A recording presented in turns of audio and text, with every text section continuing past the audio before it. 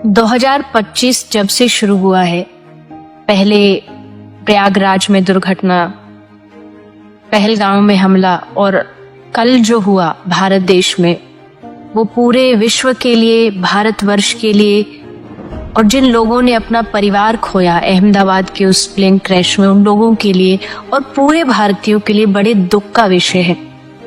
भगवान के चरणों में यही प्रार्थना है कि पूरे राष्ट्र को, हम सबको बल दे, विशेष उन परिवारों को बल दे जिन्होंने अपनों को खोया है।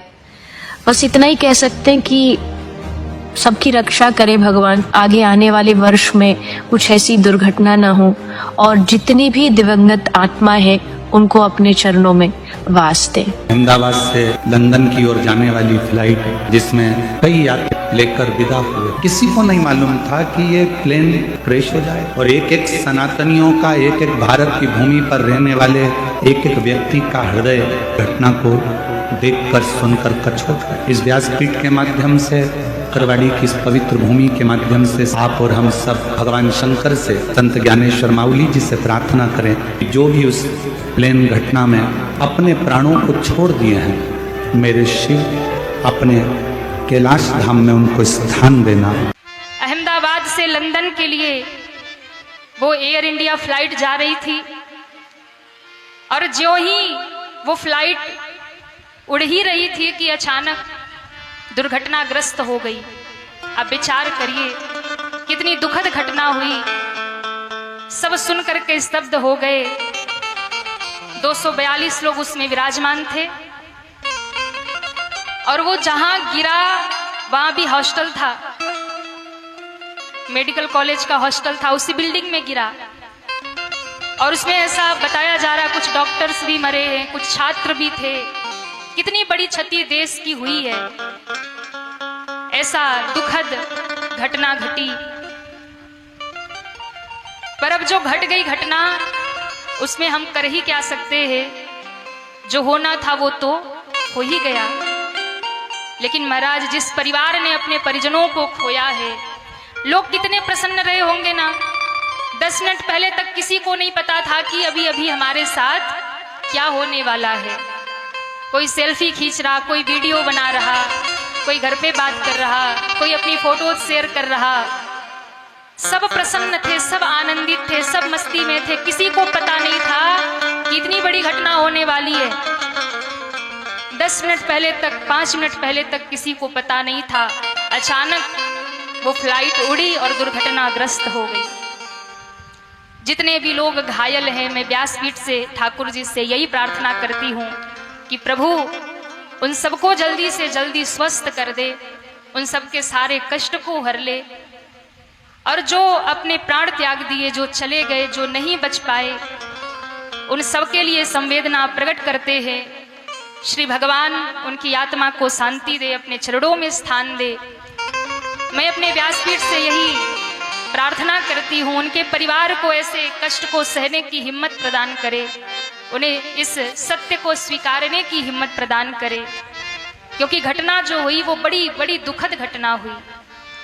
पर हर इच्छा, हम तो यही कह सकते हैं कि उनकी इच्छा के बिना कुछ होता नहीं है। पर जिन्होंने अपने परिवार को खोया, जिन्होंने अपने परिजनों को खोया, ये जो हादसा हुआ है, उसके लिए तो अब ठाकुर जी ही उन्हें संबल प्रदान करे, भगवान ही उन्हें बल प्रदान करे। क्योंकि भैया, जिसके घर में घटना होती है ना, हृदय उसका ही जानता है। लोग सांत्वना तो देते हैं, लोग प्रार्थना तो करते हैं, लेकिन जो खोता है वो जानता है। इसलिए बहुत ज्ञान शून्य हो जाता है, ज्ञान, जब व्यक्ति के घर में कोई घटना हो जाती है, पर उसमें कोई कुछ कर नहीं सकता। इसलिए मैं अपने व्यासपीठ से यही प्रार्थना करती हूँ कि उन्हें संबल प्रदान हो, उन्हें इस दुख को सहने की शक्ति प्रदान हो। श्री भगवान उन्हें हिम्मत प्रदान करे और जो चले गए उन्हें अपने चरणों में स्थान दे। हम सबकी श्रद्धांजलि हम सब उन्हें समर्पित करते हैं। इस दुख की घड़ी में हम सभी उनके साथ हैं। बोलिए शंकर भगवान की जय। मनुष्य का जो देह मिला ये केवल कृपा से मिला है। विशेष कृपा ये हो गई कि मनुष्य देह में तुम्हें सत्संग मिल गया। नहीं, कितने लोग हैं इस समय, कितने लोग सत्संग सुन रहे हैं? विचार करके देखो,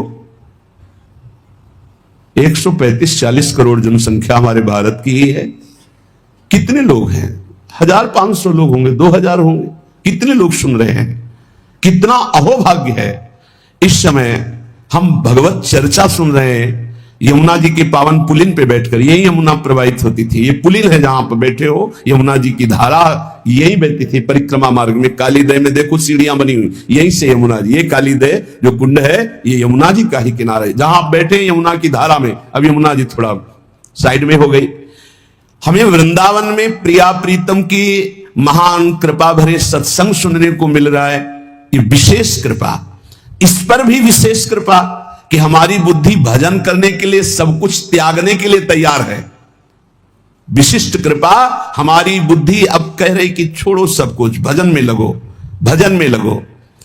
इस सुअवसर को हाथ से मत जाने देना, नहीं तो कृपा का अपमान करने वाला केवल पछताता ही पछताता है। ये अहेतुकी कृपा हो गई है। तुम बड़े भाग्यवान हो अगर तुम्हारा मन श्री प्रिया प्रीतम के भजन में लग रहा है, तो तुमसे बड़ा कोई राजा नहीं है। दुखी मत हो। और जिनका भजन में मन नहीं लगा, भोगों में लगे, उनसे बड़ा कोई कंगाल नहीं। चाहे कोई कितना भी बड़ा धनी जमींदार, चाहे जितना बड़ा पदाधिकारी हो, यदि भगवान से विमुख है, धर्म से विमुख है, अधर्माचरण करता है और खूब ऐश्वर्य वैभव, तो उससे बड़ा कोई भिखारी नहीं, क्योंकि हाथ में कुछ नहीं लगेगा पाप के सिवा। आज तुम्हारा वास कमजोर है, तुम्हारे खान पान की व्यवस्था कमजोर है, तुम्हारा कोई साथ नहीं दे रहा है, संपत्ति भी नहीं है, लेकिन तुम प्रिया प्रीतम का नाम जप कर रहे हो, तो कह रहे तुमसे बड़ा कोई राजा नहीं है, तुम बहुत बड़े धनी हो। देख लेना समय पर जब ये फसल अपना रंग दिखाएगी। भजन में तुम्हें कुछ त्याग करने के लिए हम नहीं कह रहे हैं। तुम जो काम करते हो धर्म पूर्वक करो, जो काम करते हो प्रभु को समर्पित कर दो और नाम जप करते रहो। शरीर को सेवा का साधन बना दो, मन को सुमिरन में लगा दो। आप देख लेना, अगर अहंकार नहीं करोगे तो तुम्हारा बेड़ा पार हो जाएगा। शरीर को सेवा में लगा दो, जो कर्म करते हो धर्म पूर्वक करो, उनको प्रभु को समर्पित कर दो और नाम जप करो। और अहंकार नहीं करोगे तो बहुत जल्दी तुम ज्ञान को प्राप्त हो जाओगे। तुम्हारे हृदय में ज्ञान प्रकाश हो जाएगा तो अहंकार नष्ट हो जाएगा। अहंकार नष्ट होते ही भगवत तत्व का बोध हो जाता है। देखो, तुम्हें कहीं भागने की जरूरत नहीं है। मन की दिशा जो भोगों की तरफ है, उसे मोड़ करके प्रभु की तरफ लगानी है। तुम्हें जो ही प्रभु की तरफ अपने मन को, अपने मुख को मोड़ा, तो बिना साधन किए करोड़ों जन्मों के पाप नष्ट हो जाते हैं। सन्मुख हो ही जीव मोहि जब ही, जन्म कोटि अघ नाशो तब ही। जो ही जीव भगवान के सन्मुख हुआ, मन को मोड़कर प्रभु की तरफ किया, राधा राधा, करोड़ों जन्मों के पाप नष्ट होने लगते हैं। जिनका भोगों की ओर मन है, चिंता, शोक, भय, दुख, जन्म मृत्यु ये नहीं हटेगा। चाहे जितना रुपया जमा कर लो, चाहे जितना भोग लो, चिंता, शोक, भय, मृत्यु ये तुम्हें सताते रहेंगे। नरक के निंदनीय गर्त में तुम्हें गिरना पड़ेगा, महान दुख भोगना पड़ेगा। इसलिए तुम पर भगवान की कृपा हो गई है। मनुष्य शरीर, सत्संग, भजन की महिमा। अब आप अपने ऊपर कृपा कर लो कि भजन में मन को लगाओ। विश्वास करो, अपने को जो भजन में लगाता है, मानो पग पग पर अपनी सुरक्षा कर रहा है, पग पग पर अपने को सुख की तरफ ले जा रहा है। और जो अपने मन इंद्रियों को भोगों में लगा रहा है, तो पग पग पर अपने को फंसा रहा है, वो दुख भोगने की तरफ जा रहा है। देखो, भगवत कृपा बरस रही है, सब तरफ से कृपा बरस रही है। तुम्हारे ऊपर अपार कृपा हो गई है। बस तुम इस कृपा का परिचय करो और इस कृपा के परिचय को प्राप्त करके डूब जाओ। हमारे ऊपर अपार कृपा श्री जी की। भगवत प्राप्ति के लिए ये बहुत अनिवार्य है कि इस कृपा का आदर करो। जो जो आपके ऊपर कृपा हुई उसको वर्ण करो। कितनी कृपा। ये देखो, वृंदावन में बैठ करके भगवत चर्चा, कथन, श्रवण, नाम कीर्तन, पद गायन, संत दर्शन, भगवत दर्शन, कितना सौभाग्य। जगत को सुधारने वाली बात भी अपने मन में मत लाओ। तुम ठेकेदार नहीं हो जगत के, पहले तुम सुधरो तब बात समझ में आएगी। तुम्हारा सुधार हुआ कि जगत को सुधारना नहीं, ये सब भगवत स्वरूप है। पहले तुम सुधरो। और प्रायः यह होता है कि हम जगत सुधारने की बात, जहां थोड़ा परमार्थ बना तो हम दूसरों को सुधारने की बात सोचने लगते हैं। पहले तत्व तक पहुंचो, पहले बोध प्राप्त करो, नहीं तो बीच में अगर पूरे सच्चे खिलाड़ी नहीं हो तो माया के पार्षद टांग मार के अपने पक्ष में गिरा लेंगे और तुम अपने पक्ष में पहुंच नहीं पाओगे। इस जगत को प्रभु स्वरूप समझो और अपने आप को प्रभु के चरणों में न्यौछावर करके चुपचाप दीन बन के अपने को छुपाते हुए दीन बंधु के सुमिरन में खो जाओ। जो थोड़ी भक्ति करके लोगों में परिचय बनाना शुरू कर देते हैं कि मैं भगत हूं, मैं अमुक अनुष्ठान कर रहा हूं, मैं अमुक अमुक साधना कर रहा हूं, बिकने लगते हैं। याद रखो, वो प्रभु की प्राप्ति के पथ से बहुत ही भटक जाते हैं। प्रभु के प्रेम रंग को प्राप्त करने के लिए जब तक भगवत प्राप्ति ना हो जाए तब तक परिचय को छुपा के रखना चाहिए। अपना परिचय कोई न जान पावे कि मैं कौन हूं, क्या हूं, कैसा हूं। जितना तुम परिचय छुपाओगे अपना, उतना परिचय प्रभु अपना प्रकाशित कर देंगे आपके सामने, और जितना आप अपना परिचय बढ़ाओगे उतने प्रभु अपना परिचय छुपाते चले जाएंगे। सिद्धांत को समझ लो। जितना आपका परिचय छुपेगा उतना ही आप अपना परिचय प्रकाशित कर देंगे, और जितना आप अपना परिचय प्रकाशित करेंगे उतना ही आप अपना परिचय छुपा लेंगे। प्रभु याद रखो, तुम्हारे ऊपर कृपा निरंतर बरस रही है। कृपा चारों तरफ से घेरे हुए है। कोई क्षण भी ऐसा ना जाए जिसमें तुम कृपा सिंधु प्रभु का विस्मरण कर दो। स्मरण परायण रहे, एक भी क्षण स्मरण के बिना ना जाए। कोई भी क्षण ऐसा नहीं जिसमें तुम विस्मरण करो। सावधान, तुम्हारे ऊपर अपार कृपा है, इसी जन्म में भगवत प्राप्ति कर लो। हम 40 वर्ष की स्मृति को देख करके कह रहे हैं, क्योंकि खास स्मृति जो जागृत हुई इसमें बड़ा परिवर्तन, 40 वर्ष में बड़ा परिवर्तन। आगे अगले जन्म में क्या हमको भजन करने के लिए अवसर मिलेगा पता नहीं, कितना विघ्न आ जाएगा। इसलिए तुम वंचित न रह जाओ भगवत प्राप्ति से, नहीं तो बहुत दुख भोगना पड़ेगा। तुम अपनी प्यारी से प्यारी वस्तु जो है, प्यारे से प्यारे जो संबंध है, उनमें झांक कर देखो। प्यार है तो प्रभु से है। अगर प्रभु शरीरों से निकल जाए तो कोई शरीर से प्यार नहीं करेगा, चाहे पत्नी हो, चाहे पुत्र हो, चाहे कोई प्यारा हो। तुम उसी प्यारे से प्यार करो, निहाल हो जाओगे।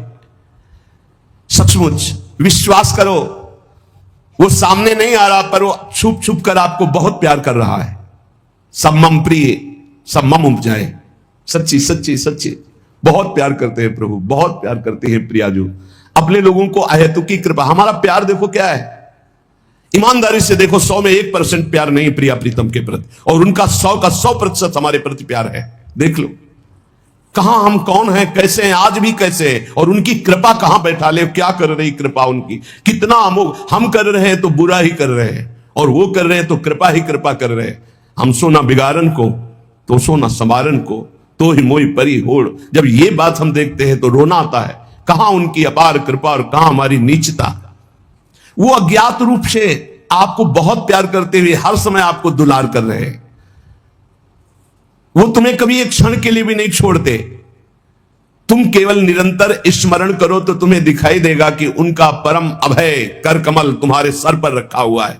अब किसके आशीर्वाद की मांगने की जरूरत है। तो आप पूछेंगे कि यदि इतनी बात आप कह रहे हैं कि हमारे को चारों तरफ से भगवान की कृपा घेरे हुए है, हमारे ऊपर भगवान का अभय वरद हस्त है, तो फिर मैं जल क्यों रहा हूं, मेरे अंदर जलन क्यों है, हृदय क्यों नहीं शीतल हो जाता। दिन रात हृदय में शोक है, विषाद है, चिंता है, आग की तरह जल रहा, चैन नहीं मिल रही है। ये क्या कृपा है आपकी, ये क्या आपका अभय वरद हस्त है। आप कह रहे हो सब पर कृपा है, तो मेरा तो हृदय जलता रहता है, मेरा तो हृदय विषाद चिंता शोक से युक्त रहता है। तो उत्तर यह है, ना आग है ना जलन है, तुम समझ नहीं पा रहे हो। तुम्हारी उल्टी सोच की जलन है, तुम्हारी उल्टी समझ के कारण यह जलन है। अगर समझ जाओगे तो निहाल हो जाओगे। तुम्हारी उल्टी चाल है, दुख की तरफ चल रहे हो, असत का चिंतन कर रहे हो, जो जलन है उसका चिंतन कर रहे हो, उसमें फंसे हो इसलिए जल रहे हो। क्या होगा, इतनी संपत्ति से क्या होगा, इतना हो जाए तो। आज तक कोई ऐसा मिला हो कि हाथ उठा के भगवान से कह दिया हो कि बस अब मत देना, संपत्ति हमारे लिए पर्याप्त है? कभी नहीं। 100 तो हजार, हजार तो लाख, लाख तो 10 लाख, 10 लाख तो करोड़, करोड़ से अरब, अरब से खरब, कितना मर जाओगे, एक चवन्नी तुम्हारे हाथ नहीं जाएगी, 25 पैसे हाथ नहीं जाएंगे। बस ये सोच तुम्हारी तुम्हें नरक ले जाएगी, तुम्हारी दुर्गति कर देगी। यही तुम्हारे जलन का कारण है। जलन का कारण भगवान नहीं है, जलन का कारण और कोई व्यक्ति नहीं है। जलन का कारण आपकी सोच है, आपका चिंतन है, आपका भाव है। इसी भाव को, जो मलिन भाव है, भगवत भाव में लगा दो, अभी आनंद में डूब जाओगे। आपका चिंतन। 2 ब्राह्मण बैठे हुए थे पास, एक भगत आया, उसने कहा आज हमें 2 ब्राह्मण भोजन कराने, आप चलेंगे? बोले हाँ हाँ। गए, अच्छे से भोजन पाया, बाहर निकले, 11-11 रुपया देके पैर छुआ। तीसरा ब्राह्मण दूर खड़ा देख रहा था, तो एक ब्राह्मण मुस्कुरा रहा था जो प्रसाद पाके आया था, और दूसरा जल रहा था। तीसरे ब्राह्मण ने पूछा कि आप मुस्कुरा क्यों रहे? तुम कहा यार आज तो भोजन की भी व्यवस्था नहीं थी, भगवान ने कितनी कृपा की, भोजन भी मिला, 11 रुपया दक्षिणा मिली। दूसरे से कहा आपका चेहरा उदास है, आप जलन से युक्त क्यों है? यार हमने सोचा था 51 रुपया देगा, 11 दिया, तो 40 का तो घाटा हो गया ना, इसलिए चल रहा हूं। अब उसमें बोलो भगवान की क्या कमी है? भगवान ने दोनों को भोजन दिया, 11-11 दक्षिणा दी, उसका भाव उसको जला रहा है, उसका चिंतन उसको जला। एक खुश है कि भोजन भी मिला, 11 रुपया मिले, एक नाराज है, जल रहा है कि 51 तो देता, 40 का घाटा हो गया, हृदय में जल रहा है। ये जलन, ये शोक, ये चिंता, ये विषाद तुम्हारे चिंतन से है, तुम्हारी गलत दिशा से है, तुम्हारे गलत आचरणों से। भगवान की कृपा आप पर है, पर आप गलत दिशा जा रहे हैं, आप गलत चिंतन कर रहे हैं, आपका गलत भाव है, इसलिए आप शोक, विषाद, चिंता, भय आदि में हैं। तुम्हारा ज्ञान अज्ञान ही है, क्योंकि तुम दुख को सुख मानकर भोगने के लिए दुख की तरफ जा रहे हो। इस संसार में जिसको कहीं कुछ भी अच्छा लग रहा है, कोई भोग, कोई व्यक्ति, कोई उत्पाद, कोई वस्तु, वो अज्ञान ही है। दुखालयम शाश्वतम बोर्ड लगा दिया भगवान ने, यहां नाशवान सब कुछ है जो कुछ भी आपके पास है, और सब दुख देने वाला है परिणाम में। परिणाम में, वर्तमान में तो तुम्हें सुखद लगेगा, लेकिन परिणाम में दुख देने वाला यहां सब कुछ है। जो दिखाई दे रहा है वो है नहीं, जो है वो दिखाई नहीं दे रहा, यही माया का कार्य है। इसलिए तुम्हारी सुख की कामना तुम्हें दुख दे रही है। तुम्हारे हृदय में जो ये भाव बैठ गया है कि हम रुपया से, पद से, भोगों से, नाना प्रकार की सामग्री अगर हम मनचाही मिल जाए तो मैं सुखी हो जाऊं, कभी सुखी नहीं होगे। अगर मिल भी जाए तो कभी सुखी नहीं हो सकते, क्योंकि तब लग कुशल न जीव को, सपने हु मन विश्राम, जब लग भजत न राम को, शोक धाम तज काम। जब तक शोकों के धाम, कामनाओं का त्याग कर भगवान का भजन नहीं होगा, तब तक शांति नहीं मिल सकती स्वप्न में भी मन को। ये जो सृष्टि दिख रही है ये ऐसी है नहीं, ये अविद्या के कारण दिख रही है, ये ब्रह्ममय है, ये भगवत स्वरूप है। भगवान गीता जी में कह रहे हैं वासुदेवा सर्वमिति समात्मा सुदुर्लभा। जो महान आत्मा ऐसा देखता है कि सब भगवान, केवल भगवान, पूरे के पूरे भगवान, मत्ता पर तरफ नान्यत किंचिदस्ति धनंजय, किंचन मात्र कुछ और नहीं, वो भगवान की कृपा से परमानंद में डूबता है। चलो, यदि तुम नहीं सुधर सकते, नहीं छोड़ सकते, तो जो होता है होने दो, तुम नाम को पकड़ लो। तुम्हारे रोकने से न मन रुक रहा है, न इंद्रियां रुक रही, न बुरे आचरण रुक रहे हैं। छोड़ो, रोकने की बात छोड़ो, पकड़ो, नाम को पकड़ो। राधा राधा राधा। अपने आप घृणा ना हो जाए तो हमसे बता देना, अपने आप घृणा हो जाएगी, पक्का हो जाएगी। बड़े बड़े विषयी पुरुषों को ऐसी घृणा हुई कि जीवन में लौटकर कभी भोगों की तरफ नहीं देखा, जीवन में लौट करके। ऐसे आसक्त भोगी पुरुष, और जिस समय नाम का कृपा प्रसाद चढ़ा तो लौट करके नहीं देखा उन भोगों की तरफ। तुम तो बस अपने मंगलमय प्रभु के चिंतन में चित्त को जोड़ दो, फिर देखो कैसा परिवर्तन होता है।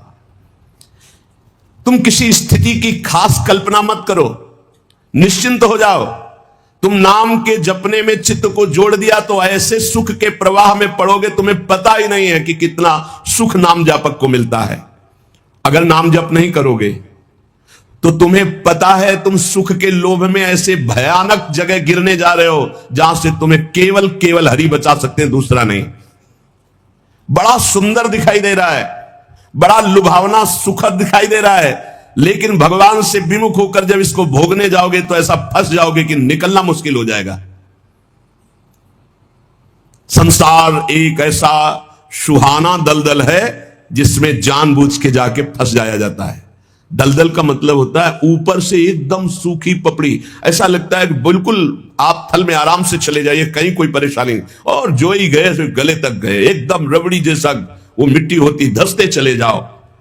ऐसा दुखद, ऐसा चिंता शोक जलन वाला संसार इतना सुहावना बना है माया से कि जानबूझ करके हम इसमें कूद जाते और जलते रहते। चिंता शोक भय ईर्ष्या द्वेष काम क्रोध लोभ मोह मद मत्सर एक है, ये सब तुम्हें जला देंगे यदि नाम जप नहीं करोगे। इसीलिए हर प्रश्न का उत्तर नाम जप है, क्योंकि साप का बल नाम में ही प्रकट होता है। इस दुख से तुम कभी अलग नहीं हो सकते, ये दुख तुमसे कभी अलग नहीं हो सकता, ये जलाएगा जब तक भजन नहीं करोगे। इसलिए भजन करना सर्वोपरि बात समझ लो। अगर समझ में आ रही हो तो समझ लो, केवल इतना समझ लो, तुम नाम को पकड़ लो, नाम सबसे छुड़वा देगा आपको। एक जन्म स्वांग ही कर लो भक्ति का, झूठा खेले साचा होए, झूठा शुरू कर दो।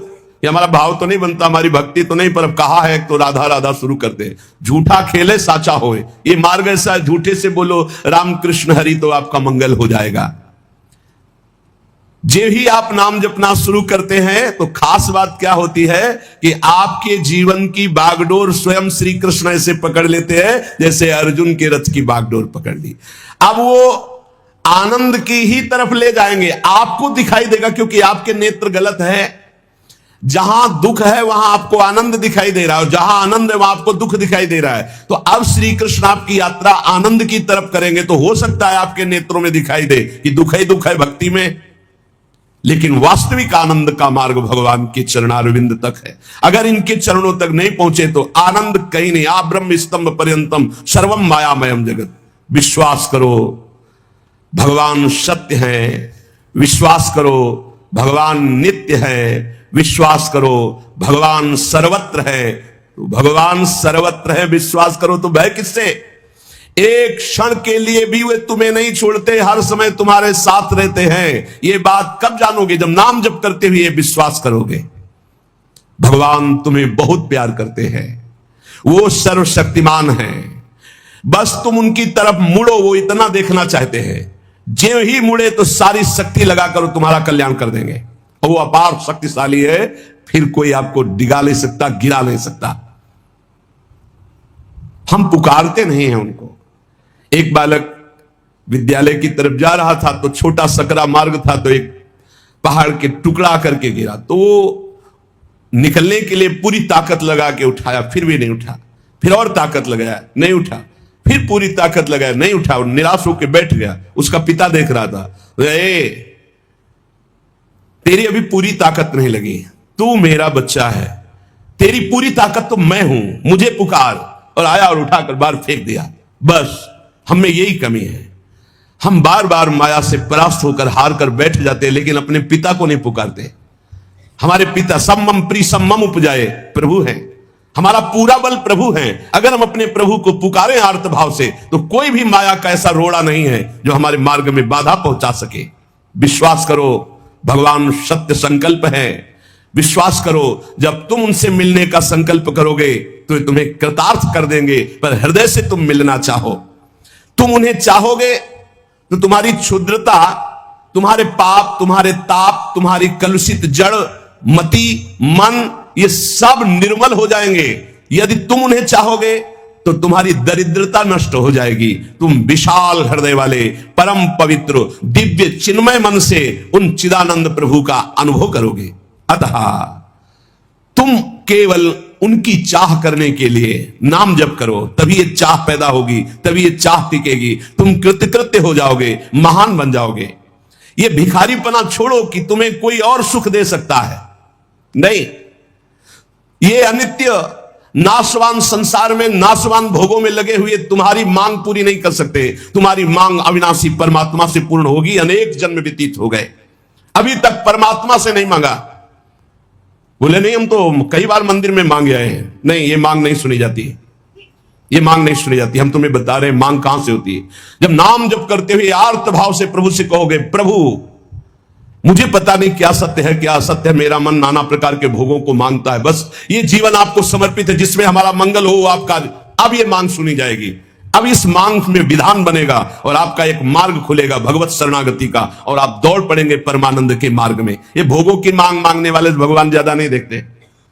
या तो उतना अनुष्ठान करो तो बात सुन लेंगे, नहीं देखते। ये सब मायाकृत भोगों की मांग तो कर्मानुसार शुभ कर्म के फल स्वरूप मिलेगी।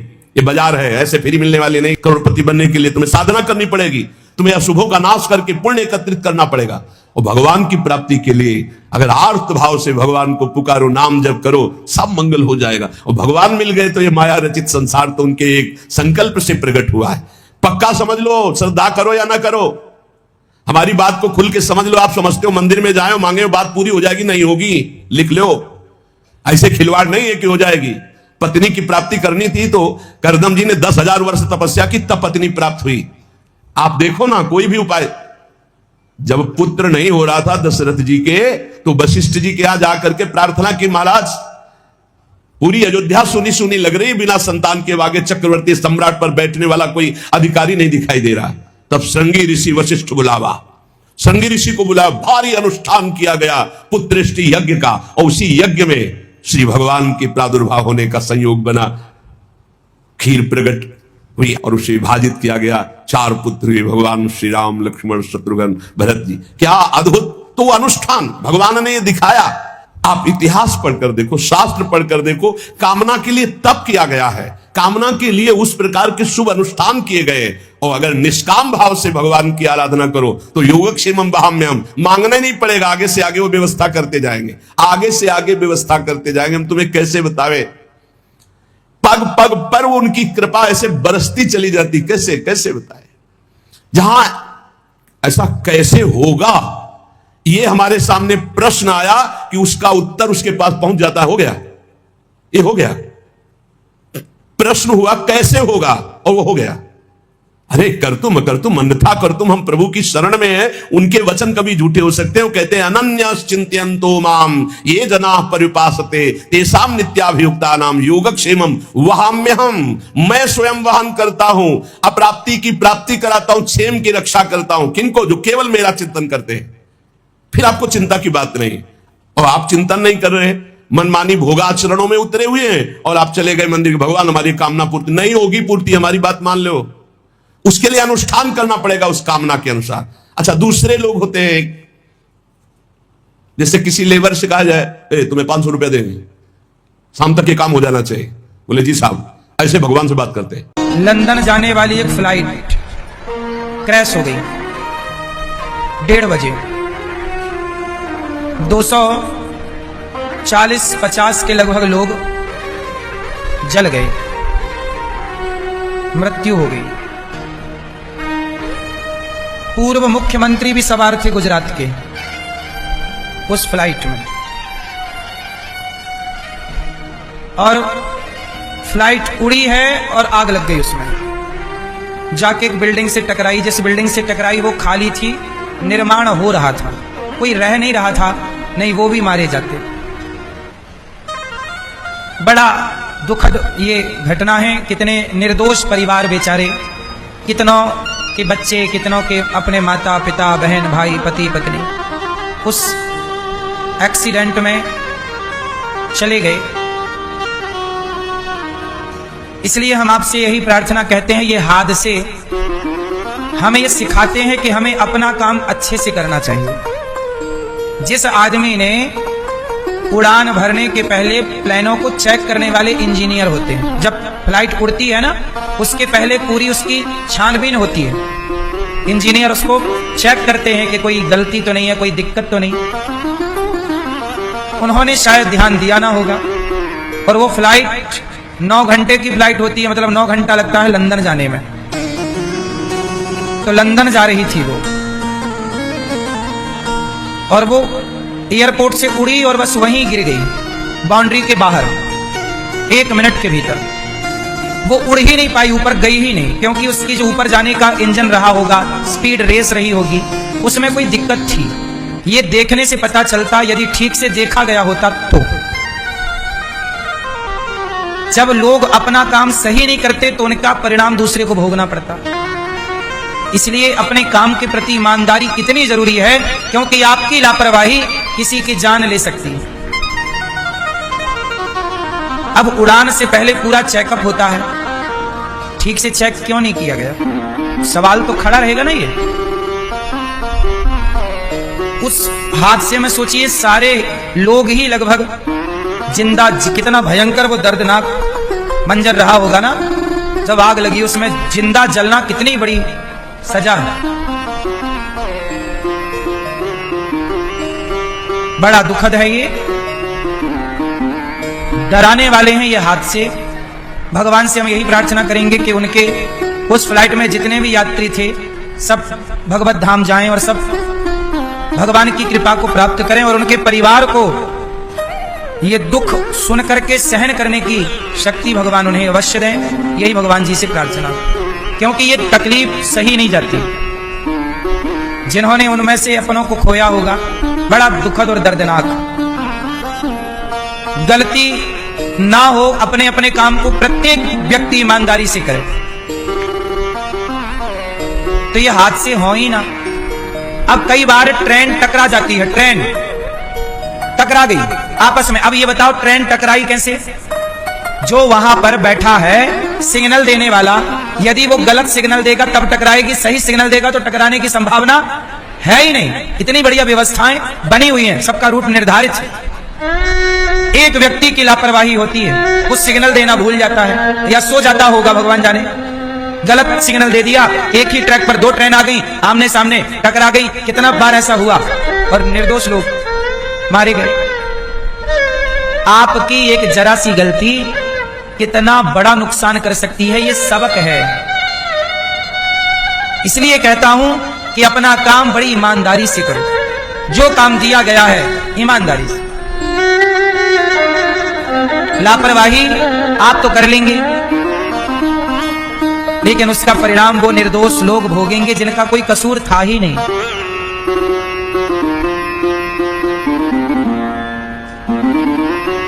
जबकि फ्लाइट की यात्रा सबसे सुरक्षित यात्रा मानी जाती है। लाखों फ्लाइटें रोज उड़ती हैं पूरी दुनिया में, लाखों, हाँ या ना, नेशनल इंटरनेशनल।